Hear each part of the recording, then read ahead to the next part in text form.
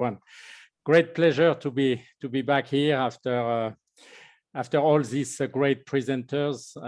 I got a chance to, with Moria and Art and Annie last year, to talk a little bit about AI and KM and how AI was also supporting creativity, and creativity has been a passion for me, or a great interest over the past year. So I'm glad to be back and share a little bit with you more about how creativity can play a role in knowledge management. So I will not just talk about creativity in general, just focus really on how creativity can play a role in knowledge management, and hopefully this will lead to some new ideas or new ways that looking at KM. So I have a lot to cover today, as always. Those who know me, I try to cover 150 slides in 1 hour. No, I'm just kidding. But there are some slides where I will go rapidly because there is not much. I mean, this might be things you might be aware of, and or you might be able to come back on your own later on with a slide. So I will touch really on three main aspects today. The first one is why creativity matters and why does it matter in our current context?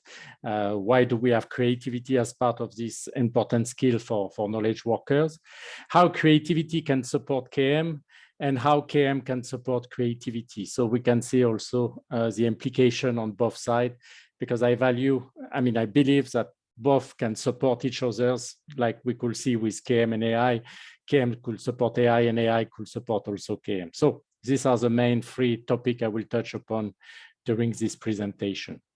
So let me first start by a definition of creativity. So a definition which is quite simple, but that I like because it's straight to the point. So the ability to come up with ideas or artifacts that are new, surprising, and also valuable. Okay, so it needs to meet these three criteria to be considered as creative. So something new, something which is surprising. We say, "Wow, I never thought about this. Oh, that's quite interesting," but also that has some value, so that brings some benefit to some extent. Okay, so let's try to keep this definition in our mind along the presentation today, and sometime I will come back to it. Now, creativity for a long time has been studied and has been the interest at the individual level. We were looking at understanding how people can be more creative, why some people were much more creative than others, geniuses, and so on. And over the past decade, I will say, the shift has been moving towards team creativity. So we know that things are becoming more and more complex, and it's very unlikely that one single individual could find solution to the complex challenge that we are facing. So team creativity is currently a hot topic in the field of creativity, and that has also different challenges, knowing that team creativity is much more than the sum of the individual creativity or the individual members in the team. And then we talk also about organizational creativity, how an organization as a whole can be creative. We talk about creative economies also. So, we can look at it through different lenses. Today, in this presentation, we'll talk mainly about team and individual creativity, and also KM in the context of creativity. So why creativity matters? Why do we talk so much these days about creativity? First of all, because we are running in this VUCA world, so I will not go back and explaining. I think many speakers have already talked about it, but things are changing very fast. Things are becoming much more uncertain, and things are becoming more and more complex, and challenges are more complex, and that will require, of course, much more novelty to solve them. So almost every industry is being disrupted. In higher education, we are disrupted. Government are disrupted. Everyone more or less is disrupted at a different level and at a slower or faster pace, but disruption is everywhere around us. So organizations of any type who are not just one second, I'm trying to hide my, okay, here we go. Organizations that cannot innovate, very rapidly disappear. And I mean, we know that lots of Fortune, even 500 companies that were here 10 or 20 years ago, lots of them have currently disappeared. So at the end of the day, as Einstein said, we cannot solve our problem with the same thinking we used when we created them. So we need to think differently if we want to address all these challenges and all these sudden challenges that we are currently faced with. So this applies to sustainability. And so you all heard about these 17 SDGs. So how do we also address them, and how do organizations or citizens address them? But this could be also really about any kind of challenges that you are facing in your work environment. So we always say you need to think outside the box. So I've tried once, and I succeeded to some extent, but it's really trying to think differently and trying to find new solutions. So the World Economic Forum listed some of the top skills that will be required for employers in the future, or for employees in the future. And if we just focus on the blue one, so the blue one focus on problem solving. We can say analytical thinking and innovation, complex problem solving, critical thinking and analysis, creativity, originality and initiatives. So there's a lot of overlap between this term, and at the bottom, reasoning, problem solving, and ideation. So we can see that, yes, creativity is part of all of this concept. Last week we had Saleh, or 2 weeks ago, Saleh, we talked about critical thinking. Last week we had also a presentation of Vadim and Olga on strategic thinking. Strategic thinking. Thank you. So, all these different pieces come together and contribute to this. But really, the ability to be able to look at problems differently and find novel solutions to address them is becoming one of the top skills that we expect from employees, and of course from knowledge workers.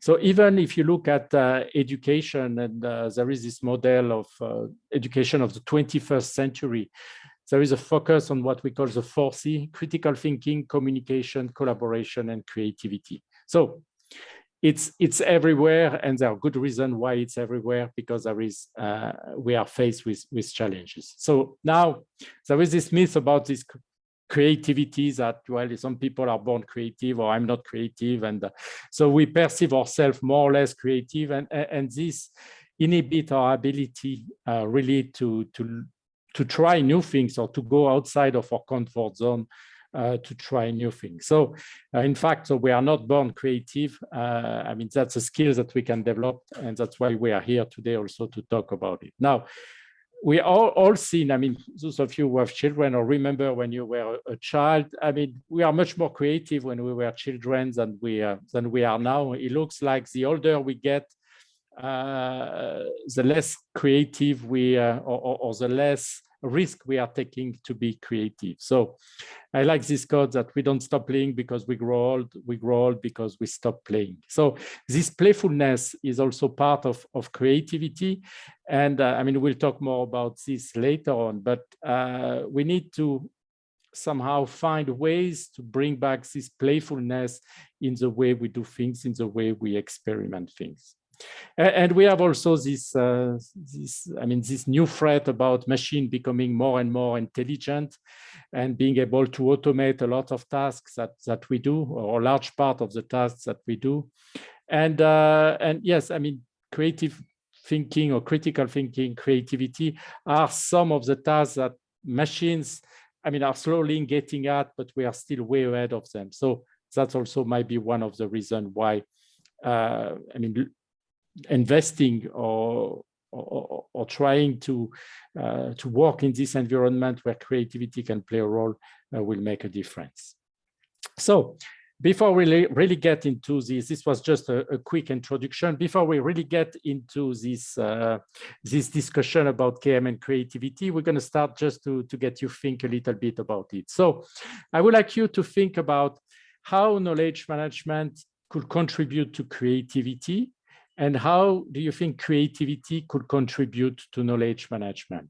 Okay, so you're going to be split in teams in these breakup rooms, and you will have two main questions. How do you think knowledge management can contribute to creativity, and how do you think that creativity can contribute to knowledge management? Okay, Moria, do you have the link? We work here together. Nat is working with me. And Nat, the link is here in the chat. Oh, I can open it. Okay, I'll open the. You put the link, and I'll open the room. Just a minute. Here we go. Okay. Okay. So have a good discussion.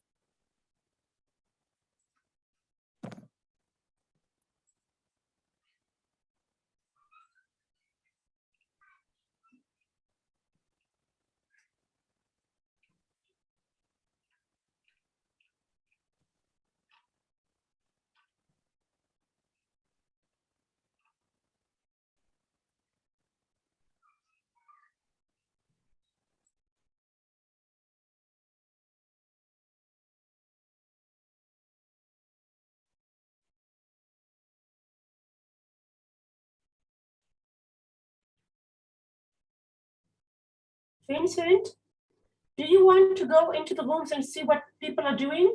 Yes, I'm doing it. Yes, I have it on the screen. Yes, yeah, I can see it. Thank you. Oh, yeah. Right.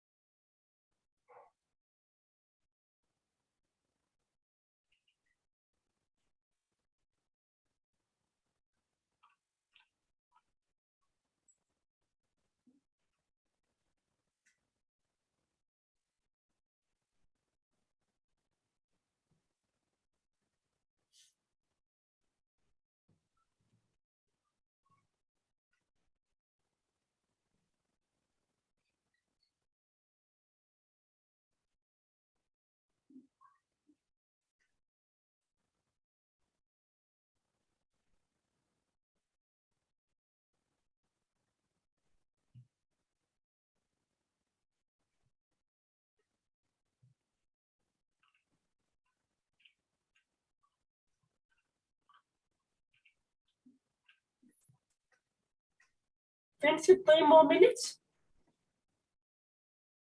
3 more minutes? Okay. No, you decide how much time.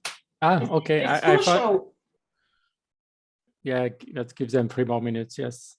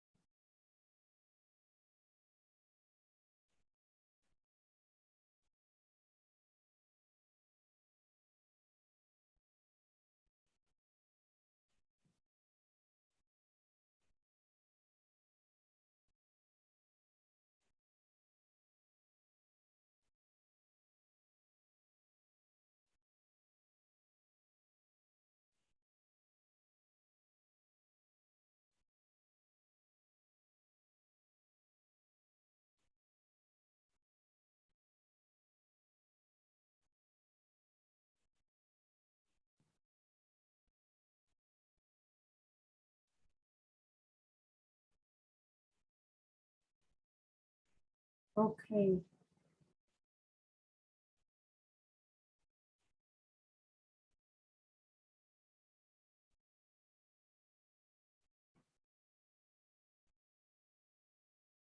I'll close all rooms. Okay. So those who joined late, I'm not really sending them out to new rooms. Okay. It will be 60 seconds until everyone returns. Okay. As you, of course, know.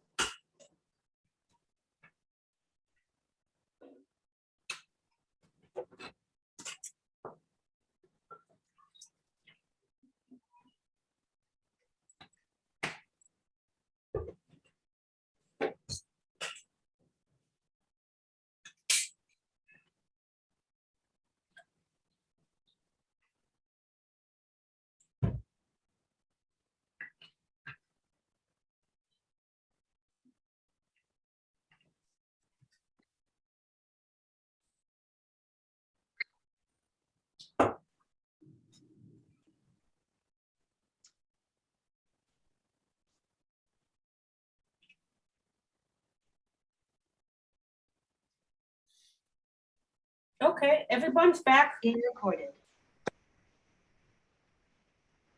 Okay. Welcome back. Great. So I rapidly visit. Okay, welcome back.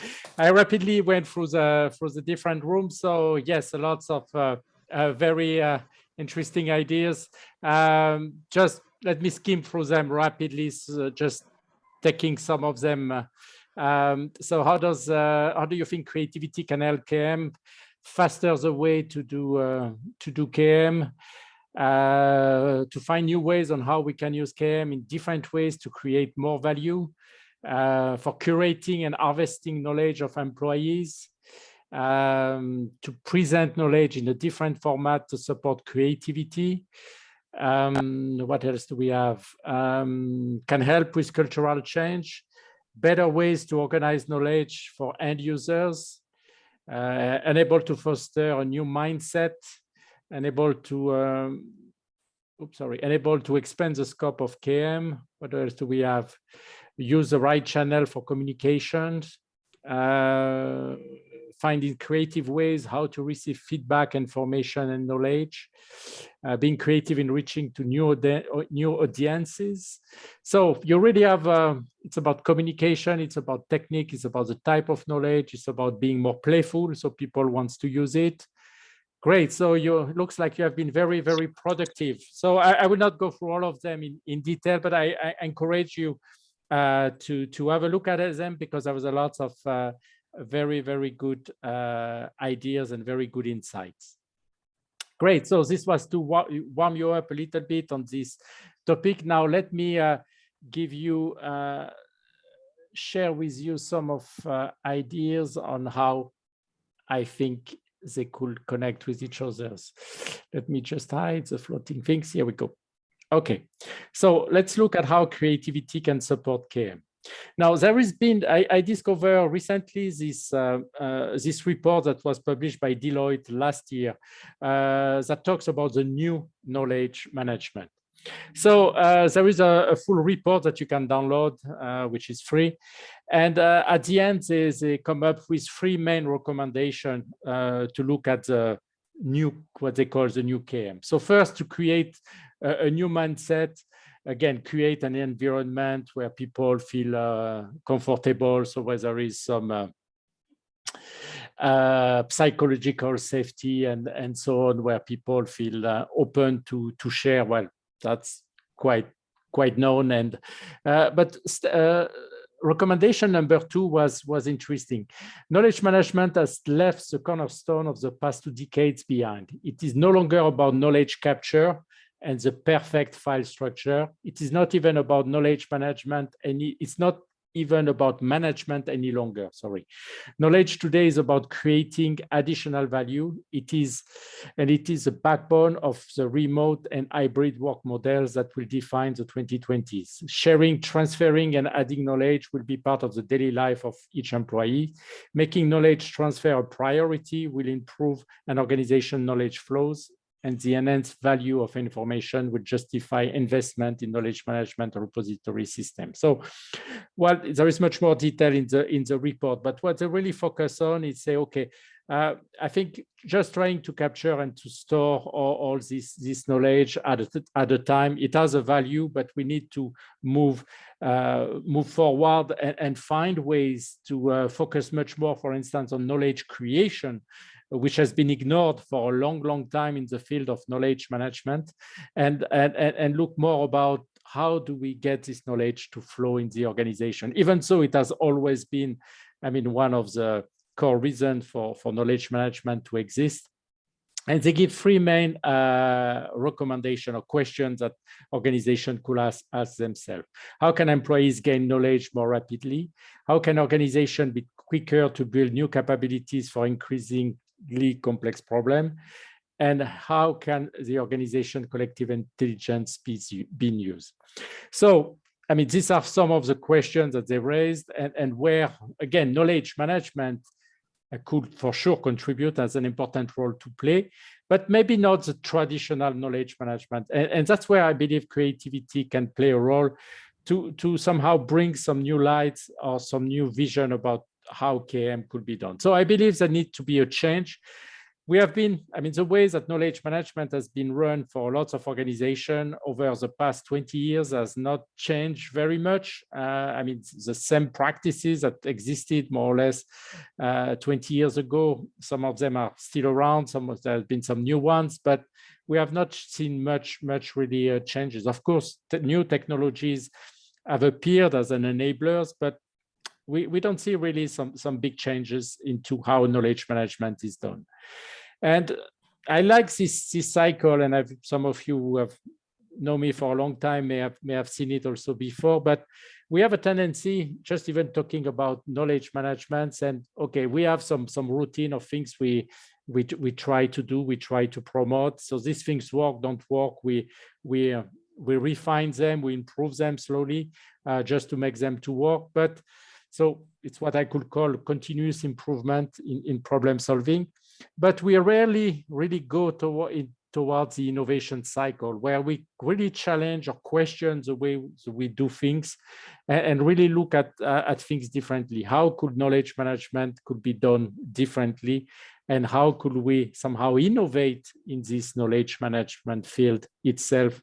So we just don't focus on the production engine, making it work, but also we combine it with what is called the innovation engine.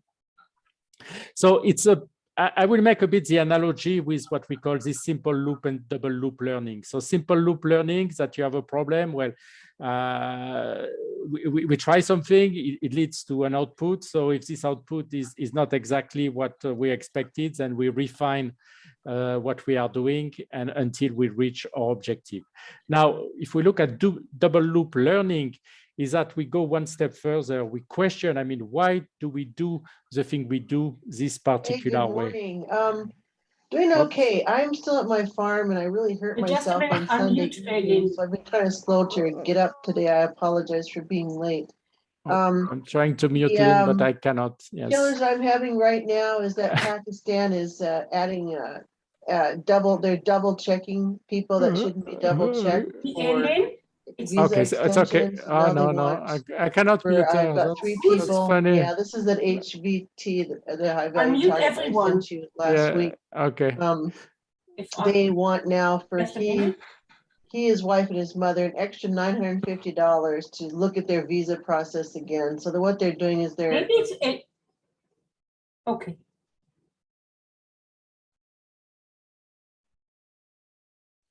Vince, please turn on your mic.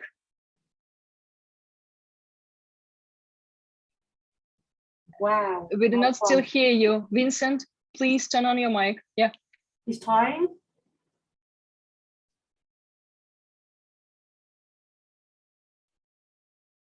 Sorry, I had removed the panel bar, so I could not find the unmute button too. Okay, here we go again. Sorry, I had to kick. Okay, don't report. Okay, here we go. So sorry about this. So the double loop learning is really questioning, I mean, why we do the things we do in that particular way. And I think that's where also we could question how we do knowledge management, and are there potentially other ways or better ways to get knowledge, to manage knowledge in organization. So that's a bit, I made this analogy over here. Well, symbol loop learning, we are just trying to solve, okay, what's working, what's not working, but we are not questioning really at the core why we are doing things that way, why we are doing knowledge management the way we are doing. And are there many other ways to do it? Now, over the past months, we have had a lot of different speakers that touch on some creativity aspects. So one of them was Rodolphe, talked about design thinking, which has a creativity component to it, and talked about gamification, which also is very driven by creativity. And I will go back to this. We had Madan and Stuart who talked about storytelling, and you can see the picture of Madan. I don't know if he's here today, but that's a collector, Madan with hairs. There are very few pictures with Madan with hairs. You might want to keep it. Anyway, love you, Madan. So really talking about storytelling, and yes, I mean, storytelling is how do you create these stories that are inspiring and also help people to embrace this concept. And I believe there's a lot of creativity behind it. John also mentioned about story thinking, a bit in the same idea where creativity can play a role. Balaji talked about user experience. How do you make experience more seamless and for people to, I mean, to achieve what they are trying to achieve in a very easy way. And again, this requires lots of creativity. We had Brad, who talked about fluid decision-making. And again, decision-making, you have always also the opportunity to, I mean, to be creative or to challenge what you're doing. Of course, Stephanie talked about radical KM, which is based on a lot on also using creativity. Well, in using creative activities somehow to disconnect people from what they are doing, and again, for them to look at KM differently. We had Olga and Vadim a few weeks back. We talked about strategic thinking last week, I believe. And again, as part of strategic thinking, I remember seeing a slide with creative thinking being part of it. And Saleh also gave a great presentation on critical thinking that I liked very much. And again, I mean, critical thinking can be what happens before this creative thinking, depending on how we do it. So we can see that all these topics somehow could be connected or are connected to some extent with creativity. I may have missed other ones. I apologize. And maybe some other topics will come later on that also emphasize on the need of creativity. But I believe that creativity has a role to play in all of these different topics that were previously addressed. Now, a few years back, 10 years ago even, there was this book published by Carla Odell, who's and Cindy Huber were at the American Productivity Quality Consortium. And there is a chapter that talks about how to develop a sharing culture. So they say, well, you need to lead by example. You need to brand KM through messaging, formal communication pushes, and reward and cognition. And they say you need to make KM fun. And I think a lot of us have not taken on this third recommendation. I mean, the first two ones are quite known, but make KM fun. I've not seen much happening. So we had Rodolphe, who shared again when he was talking about gamification, what they have been doing at AFCONs with all these knowledge Olympics. I love the idea, and they've done a lot of other KM campaign. But by gamifying, yes, you make KM more fun, or you make people not realize that they are really doing some KM activity and realize at the same time the value of doing it, and slowly change their perception of KM. Now, this week, and I know Ved is here, this weekend, I think Ved posted also on LinkedIn some of the things they've been doing at Trians on the Trians Knowledge League. Again, a game to, I mean, to help people better realize what knowledge is available to them in the organization. And I mean, you can follow the article that Ved posted on LinkedIn. It explained much more about it, but also a very great success. And again, it's not just about people learning more about KM or whatever, but they're having fun also engaging into this kind of activity. So unfortunately, a lot of KM also efforts have been put on capturing the past or trying to reuse the past. And it's needed. I don't say it's not needed. Best practices, lessons learned, all of these things are quite good. But it's also important to look forward. And that's what I think is missing a bit in the field of KM. How do we don't just look at best practices, but we look at next practices? Yesterday, I think I saw that on LinkedIn. Again, I'm not going to get into this, but not just looking at feedback, but looking at feed forward. Okay. Again, looking at things in a different way, not just looking at the past, but looking at what's coming up. Not just looking at benchmarking, but looking also at bench learning. Okay. Not just always comparing numbers or efficiency or whatever, but learning on what we can learn from others in other industries to see how we can be reapply and benefits KM. Looking at how knowledge management, for instance, is going to play a role in the metaverse. And I'm glad that CII in India also was a precursor in organizing this conference that happened a few months back. For sure. So these are all, I'm just giving some example on how there is room for creativity and innovation that KM could explore.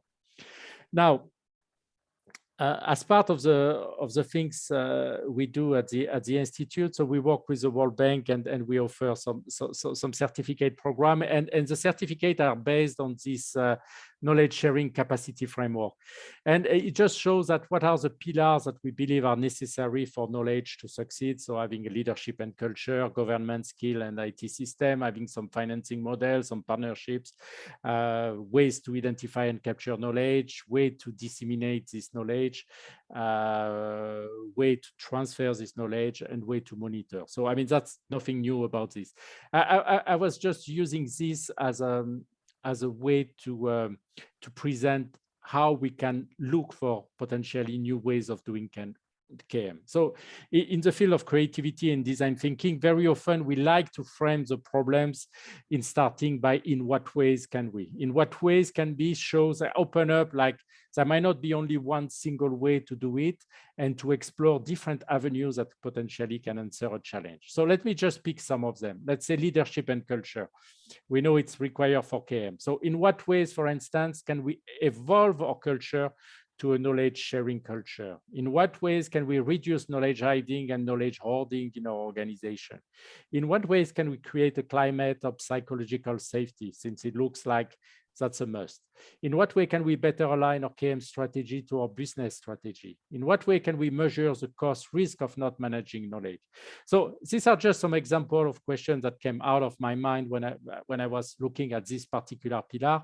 But you can do this with all different pillars. Let's say financing. Financing, we rarely talk about it. What are different ways to financially support the KM initiative if there's not directly a budget, or there's a limited budget to it? In what ways can we develop knowledge partnership and create knowledge ecosystems?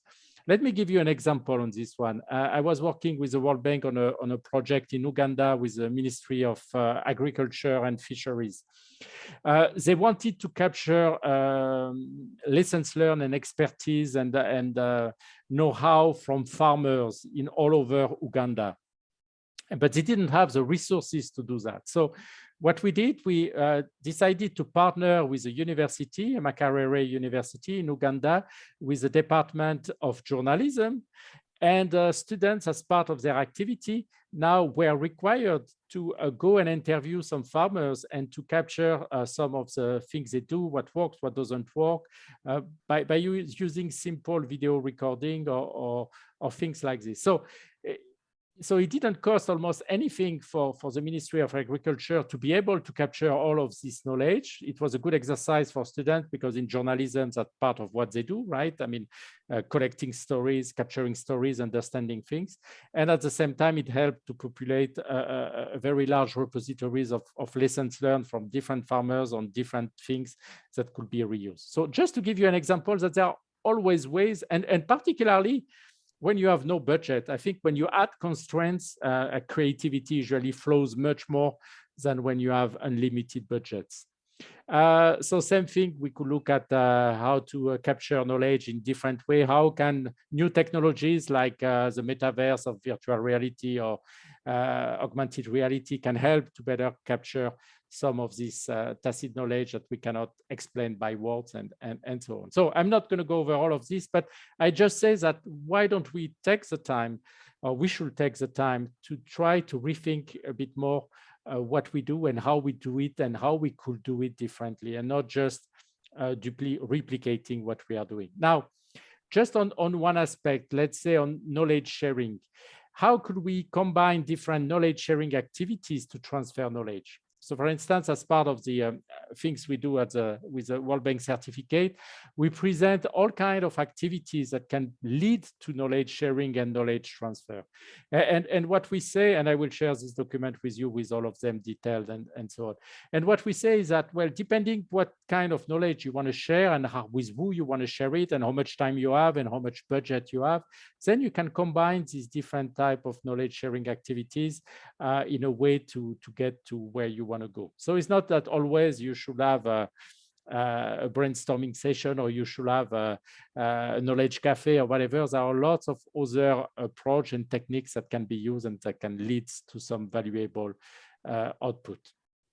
Now, when we talk about creativity, it's not just about coming up with ideas, right? There is a kind of a process behind it. And I like this representation of the 4 hats of creativity.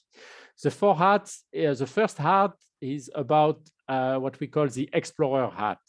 The explorer hat is that before even trying to find ideas on how to solve your challenges, is really to understand your challenge or your problem. So to dig, to understand your problem through different lenses. So later on, you're better prepared to ideate about it. Then you can wear the artist hat. The artist hat, that's where really you ideate and you find hundreds of potential solutions to do it. Then once you have all these solutions, you need to wear the judge hat, where you need to narrow down potentially the ideas that you believe has the most potential to succeed. And then at the end, you wear the warrior hat. That's really when you're going to have to make it happen, right? That's when you're going to face a lot of difficulties and people also not always supporting you in achieving this goal. So the first phase is about diverging, coming up with a lot of ideas. And the second phase is more about converging. So creativity is really about this part. I mean, the last part, the warrior hat, is more about getting into innovation and turning these ideas into really new product or new services or new business model. But the first 3 hats are really at the core of creativity. Now, I was delighted, I don't know if Saleh is here, but when Saleh talked about critical thinking, he used a similar approach. Look at your KM outputs, look at your KM events, look at your KM processes, look at your KM decision, look at your connection, look at your expertise and question it through a critical thinking lens. But I will say also, once you have looked at them through a critical thinking lens, look at them also through a creativity lens. and ask also this question: in what ways can we do KM differently when it comes to events, to output, to processes? And again, keeping in mind that we need solutions that are new, surprising, and at the same time that bring value. Now, how do you go about this, and how do you look at KM through different lenses? So I will just share rapidly, because we don't have time, 2 simple tools, but that I like very much, and some of you might be aware of them. The first one is a Scamper tool. And the Scamper tool, so each initial is associated with a type of way of looking at your problem. So substitute, combine, adapt, modify, blah, blah, blah, blah, blah, blah, blah. So let me just go over each of them. So substitute. So let's say you're looking at a KM process that you have in place. Then question it: can I replace or change any part of this process? Can I replace someone involved in this process? Can the rules be changed? Can I change its name? Can I substitute one part with another? I mean, these are just a set of very simple questions, but that really helps you trigger your brain in saying, okay, how can we do things differently? And if you don't ask yourself this question, it would be very difficult to come up with creative solutions. So like I said, you have substitute, combine, adapt, magnify, put to other use, eliminate, rearrange, reverse. And all of these questions really will open up maybe a new set of ideas that you may have never thought about, and that suddenly appear to you because you're forcing yourself to answer to this question. And some of them might seem very strange or not really applicable to what you're doing, but still force your brain to come up with an answer, even if the answer seems stupid at the first sight. Now, another tool in creativity tools that I like, which is called the what if question. And there is a guide also that I will share with you that has 100 what if questions that you can ask yourself. What if, let me just pick one. What if it was bigger? What if it was smaller? What if it was thicker? Again, sometimes it's not directly related to what you're doing. You can pick one randomly, and again, force yourself to make this linkage between something which might not be directly related to KM or to what you're trying to do and this question. And sometimes really some novel things will come out of it. And so there are 100 of them, and for each of them, I just took one as an example. What if it was adjustable? Okay, so what if knowledge was adjustable? And I believe knowledge management needs to be adjustable, maybe being able to answer or provide answers or knowledge to different people in a different way. So how do we make these knowledge solutions, for instance, adjustable, or these knowledge assets adjustable, or whatever? Okay, so these are just some simple tools, okay, which I mean, even so you believe they are too basic or whatever, really helps you to open up to a lot of different solutions. So we can see that creativity is really about, okay, questioning what we are doing as we are doing it, and opening up potentially to new ways or rethinking new ways of doing it. Now, how can KM support creativity? So it's a bit of the chicken and the egg question. What comes first? Is it creativity or knowledge, or how do we deal with that? So I go back to maybe a bit more elaborate version of the definition of creativity that may help us answer this question. Creativity is a connecting and rearranging of knowledge in the minds of people who allows them to think flexibly, to generate new, often surprising ideas that others judge to be useful. So, I mean, the last part of the definition is the same as we've seen before, fortunately. And it talks about rearranging of knowledge. So it looks like knowledge has to be there is a requirement for creativity to be happening. So if we look back into what people have said, creativity is just about connecting things.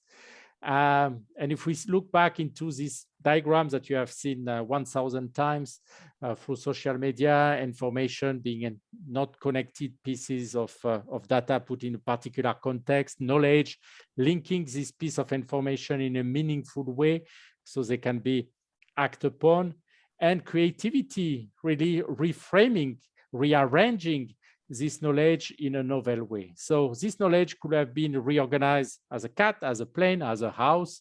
It's up to you to reuse these ingredients more or less in a particular way to make it, to turn it into something new.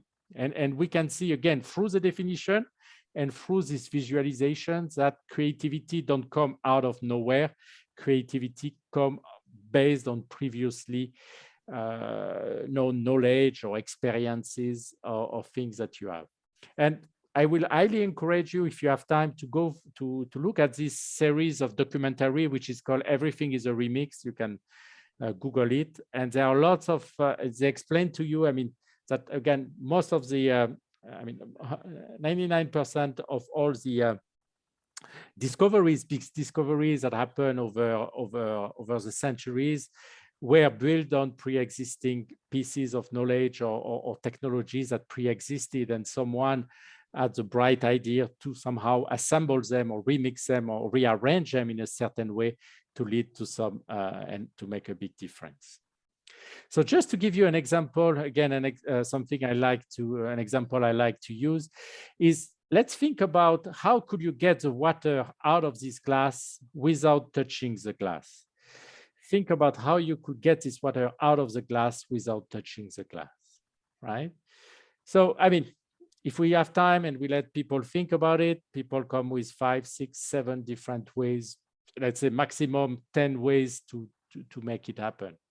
Now, if you use proper knowledge management, you will find out that, in fact, there are 45 different ways or techniques that could be used to take this water out of the glass, to move liquid out of a glass, right? So again, so you can use your brain in trying to find solutions, but there is some limits to it. There's some limits of what we know, even as a team.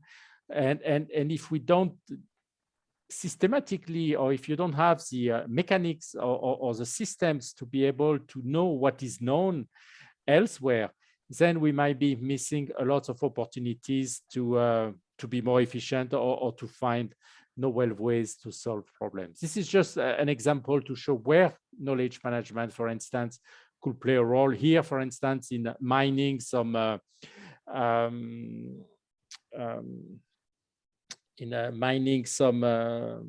do you call that when you sorry, I'm losing the word, it's going to come back to me, when you make when you file a patent, sorry. So when you mine some patent databases, you can, for instance, extract such kind of technical knowledge and find the patents of ideas that could be used potentially to solve your challenge.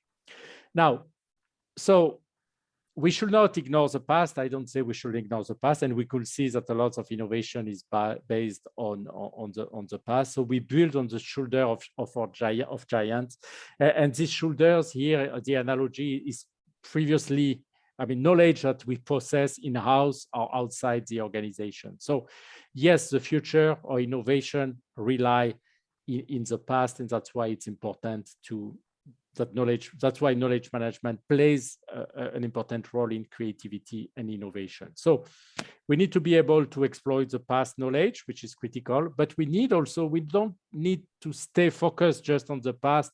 We need also to explore new knowledge that is created every day. And that's what we call organizational ambidexterity, being able to exploit what we know and explore also what's out there. And that's part of knowledge management. And that's unfortunately in past knowledge management initiative, not been really put on the spotlight and been more on the back seats than anything else. But I believe that it has a big role to play in the future. So, see, I've still 5 more minutes. I'm almost done.